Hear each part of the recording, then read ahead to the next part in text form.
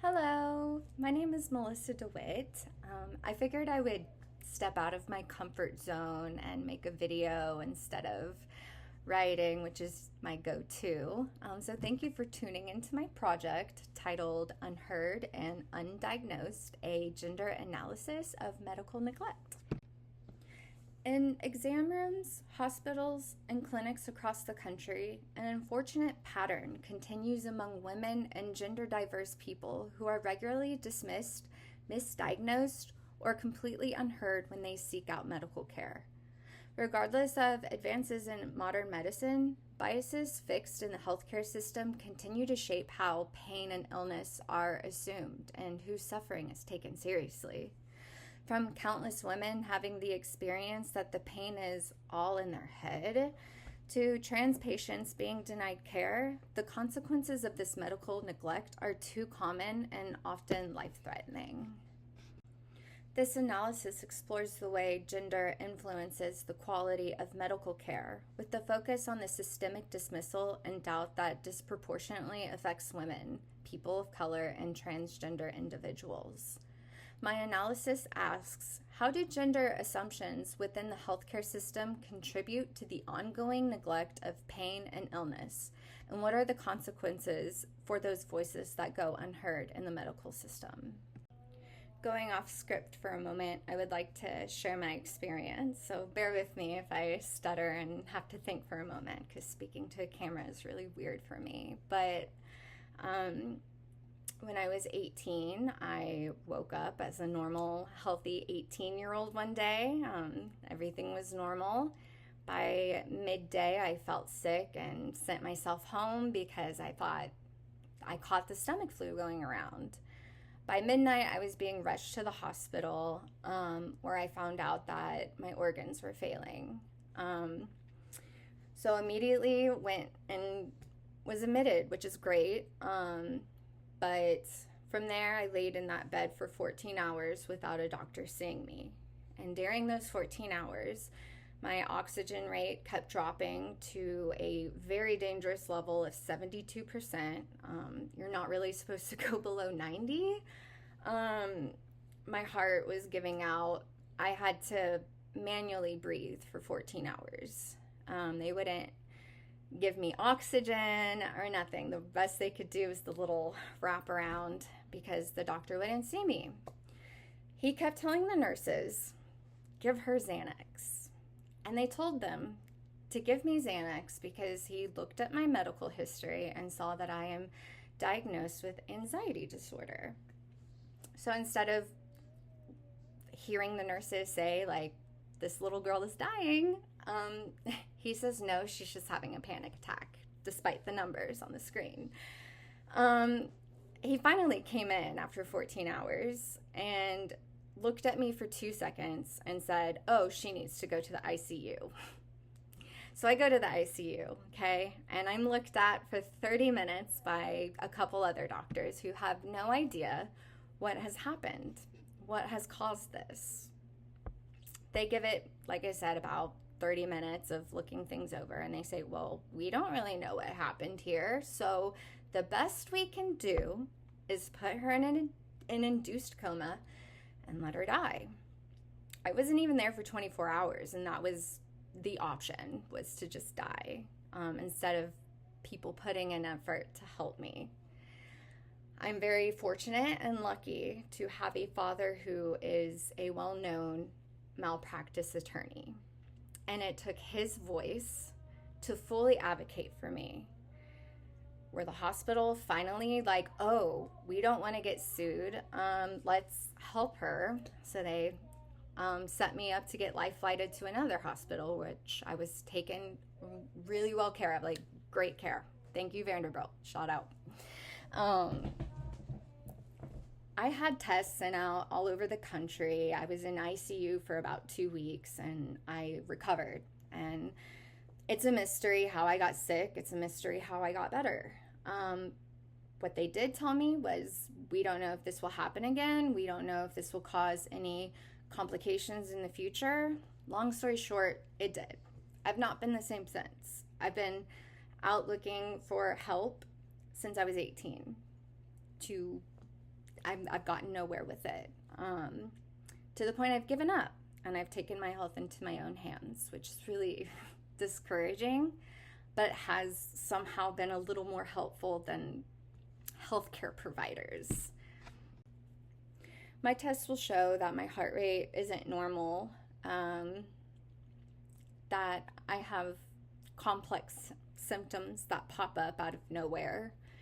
And even though, like, there are things that say this is true, every specialist I have been sent to has sent me away with barely talking to me, because they look at, I guess they have always mentioned the same thing. You are a young woman, you're okay. I'm not okay. I'm sick all the time. It's affected my life. My story is not an uncommon story.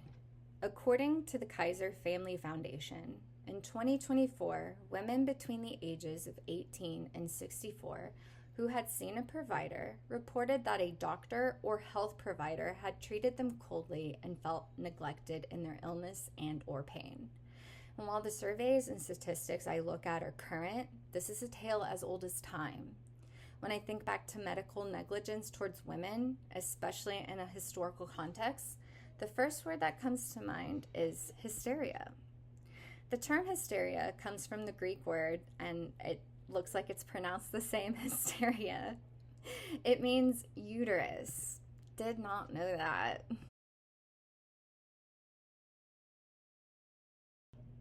I mean, think about it.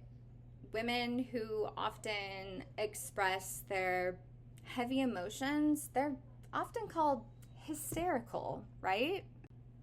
Medicine at the time believed those emotions were coming from the uterus. What?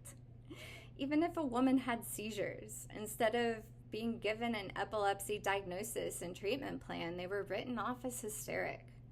McCleary states in their journal, the historical significance of hysteria lends itself well to a complicated pattern of diminishing the experience of pain, particularly in racial and gender minority groups. While hysteria seems to be an outdated medical term, I wondered if we repackaged hysteria and called it something else, considering the number of women and minorities who still feel medically neglected in an age of advanced technology and medicine. Even as a young 18-year-old who almost died out of nowhere, it didn't matter that the numbers showed that my oxygen was beyond a dangerously low level and my heart was failing. The doctor opened up my medical history and saw the word anxiety. And for some reason, that was enough for him to dismiss my active heart and lung failure. My dire state couldn't even be entertained because I was a young girl who had been diagnosed with anxiety. According to a 2022 CDC study, women were more likely than men to experience symptoms of anxiety. 21.4% of women who have access to medical care have been diagnosed with anxiety, compared to the 14.8% of men who have medical care and that have been diagnosed with anxiety. While men didn't get diagnosed with hysteria, they are getting diagnosed with anxiety alongside women, just at a lower rate. But it's not as common for a man to be dismissed for other symptoms because of his anxiety disorder. While anxiety might not be the replacement word for hysteria, it's treated like it is, like towards women specifically still. A doctor will tell me my heart rate jumps from 98 beats per minute to 220 beats per minute after standing up because of my anxiety disorder. Even when echo tests are ordered, they confirm my symptoms, but I still receive no treatment and get told to follow up with a mental health care team instead of just referring me to a cardiologist. Somehow, physical symptoms still get linked to my uterus and emotions. Maybe anxiety's not hysteria repackaged, but I have a feeling that there is something repackaged as hysteria, and it's called fibromyalgia. I had mentioned briefly I saw a rheumatologist where I had voiced my concern about lupus, considering it runs heavy in my family and I have symptoms, and here are my logs and pictures of what would help confirm it. He talked to me for 5 minutes and said the usual words: "You're a young woman. I see you have anxiety. So, what you are experiencing is fibromyalgia." And that was the final nail into my healthcare coffin. For those who don't know, fibromyalgia is a long term condition that causes widespread pain in the body, cognitive fog, and chronic fatigue. I do experience these things, but that barely scratches the surface of my complex symptoms that I experience on a day-to-day basis. In every definition of the term, it explicitly states that fibromyalgia is more common in women than men. In the US, only 0.5 to 1% of men are diagnosed with fibromyalgia, whereas 75 to 90% of diagnoses are women. The huge diagnosis gap is an indicator to me that hysteria might have been repackaged and served to women as fibromyalgia. Because of the anxiety diagnosis on top of my fibromyalgia, which is not a correct diagnosis, I have been reduced to being ill due to my hysterics. My pain and symptoms are a product of my emotional uterus carrier.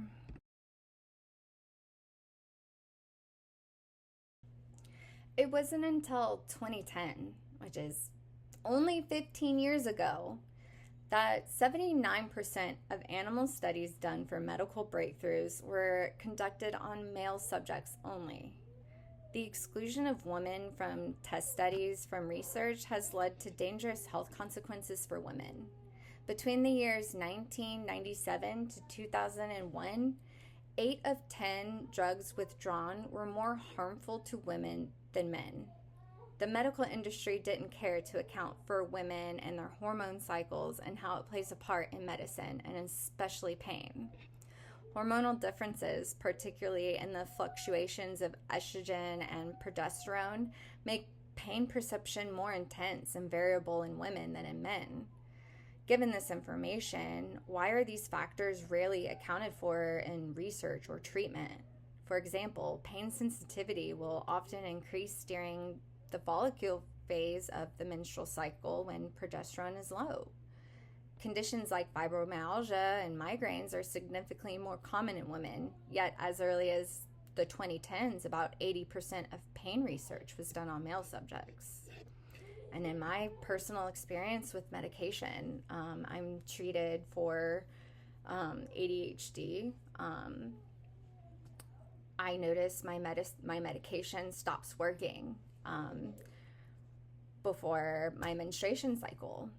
So there's a good week and a half that I notice it does nothing for me. Doesn't give me energy, doesn't give me focus, does not do what it's designed to do. It's like I didn't take it at all. Interesting. And I kind of connected that too. And I haven't really seen any studies done on it yet. So I wonder.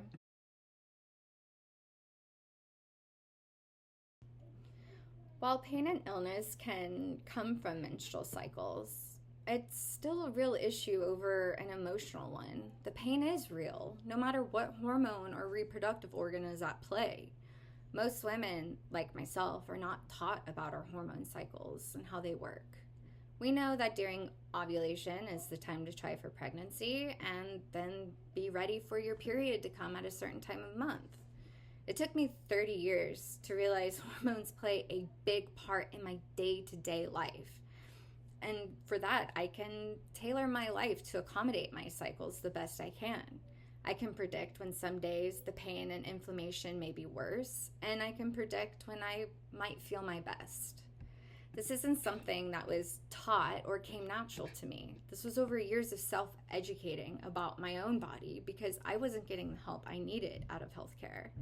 That I began to study my own body and observe it using logs. At this point, I feel like I should have a medical degree. through hard work of tracking what food I eat and where I am in my cycle, I can kind of work my life around my cycle, which really isn't easy. And the rest of the world doesn't accommodate me or any other woman when it comes to their cycles. But they do. The cycle of men. Men's hormone cycles work on a 24-hour basis. It's why they have more energy from sun up and start to tire out as the sun goes down. Theirs aligns with the sun as women's more aligns with the moon in the month-long phases. There are certain phases that I can expect my pain levels and sensitivity to be increased, and there are phases where I can expect myself to feel my best. But, when we hit the luteal phase and menstruation, our pain levels are going to be higher and our fatigue is going to be worse, as we literally feel like we're being drained to death. It leaves me to wonder, if men had cycles like ours, would our day-to-day life look different? Would paid menstrual leave be given to employees? Would we prioritize rest over burnout? As a woman, the phrase, "it's a man's world," begins to make more sense the older I get and forced to participate in it, when I should be honoring my body and its cycles.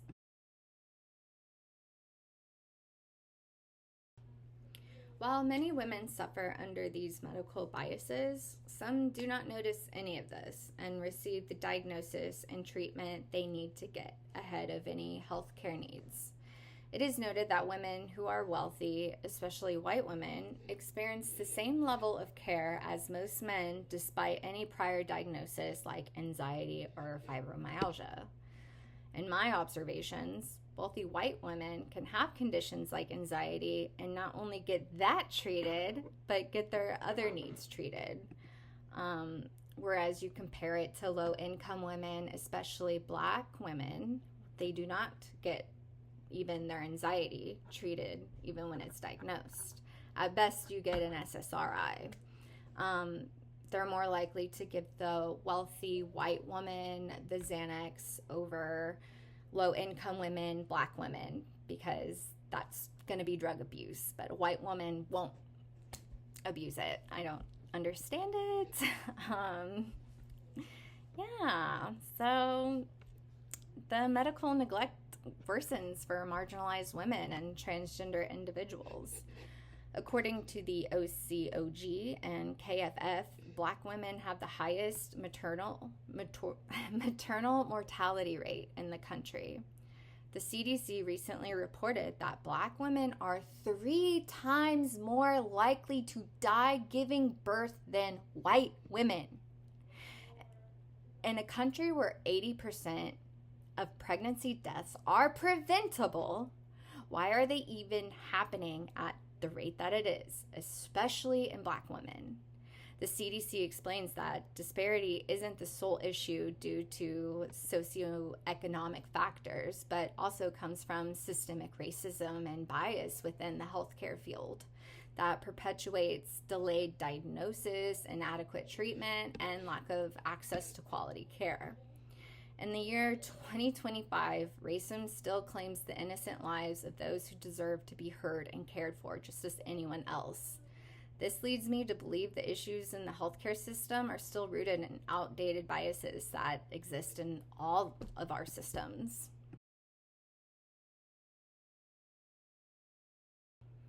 We see these outdated systemic issues used against us not only in medicine, with Black women statistically having it worse, but in politics, where women have little to no autonomy. There is no study to be done here. The issue is pretty cut and dry. Men in power, who have no idea how women's bodies even function, feel the need to control women in some way by forcing pregnancy and birth, no matter the situation.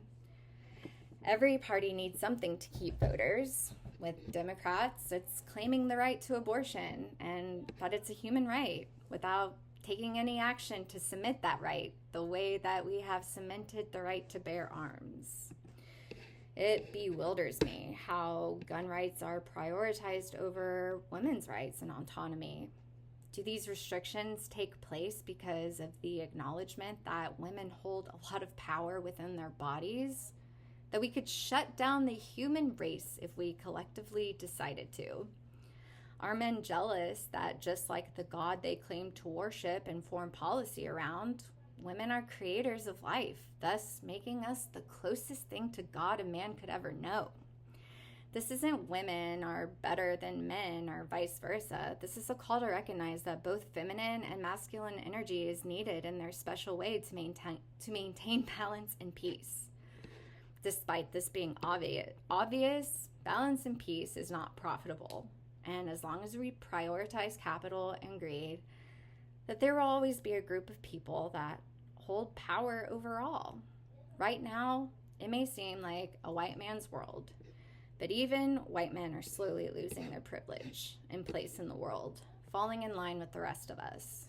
No matter your gender, race, sexuality, there is a small, ultra-wealthy class who will always put money over your life, my life, all of our lives. Author James Baldwin spoke of the broken systems and how they will continue to break more until Black and white folk have lost their freedom. Then we will have no one to stand for us. I agree with Baldwin in that way, that it's a matter of time before men start to experience the suffering women experience in the healthcare system. The everlasting dismissal of women's pain and illness is not just a period of outdated medical beliefs. It's an ongoing failure with dire consequences.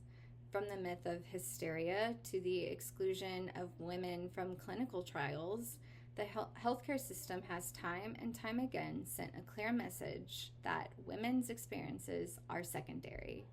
This negligence has led to a delay in diagnosis, lousy treatment, and unnecessary suffering, especially for women of color, low-income patients, and transgender individuals. Women with invisible or complex medical issues are dismissed almost instantly because the symptoms just aren't visible. If medicine is to be truly evidence-based and equal to all, it has to center the realities of all bodies and experiences. Dismantling the structure and healthcare that was put in place to perpetuate medical bias will require not only inclusive research, but also a radical culture shift.